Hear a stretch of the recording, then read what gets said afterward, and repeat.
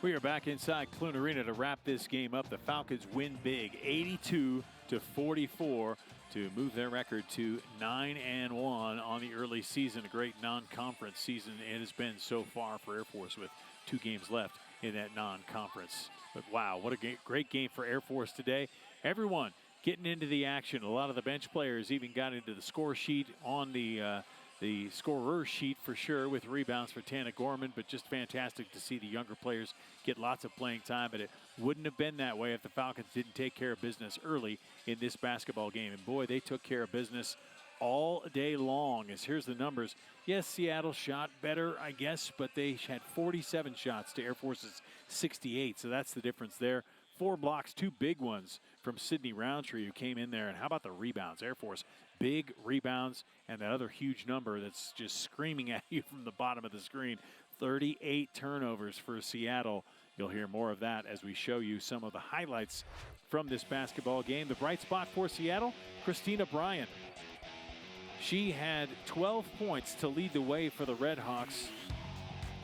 The graduate student out of St. Thomas, Jamaica, by way of Arizona Western and Georgia State.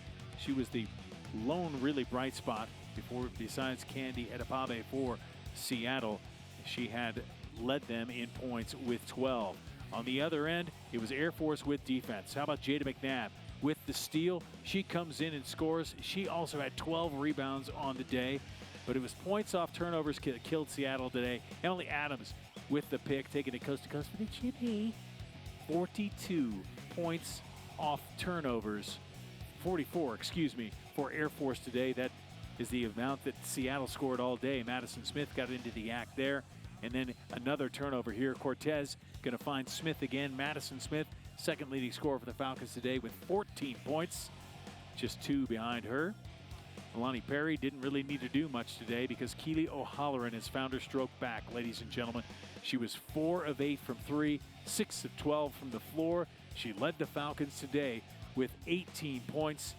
Congratulations to Stacey McIntyre, who ups that Division I record to 9-1 to start the season. Major Danny Fowler's team was 11-1 way back in 1982. Falcons also 6-0 here at home for the first time since the mid-'80s. So they're doing a great job, but it's going to get a little bit harder for this Air Force basketball team as they go on the road. They will take on the Oregon Ducks on December 17th. That'll be at Oregon. Then they'll play a couple of days later at Portland State, and that'll do it for the non-conference slate for them.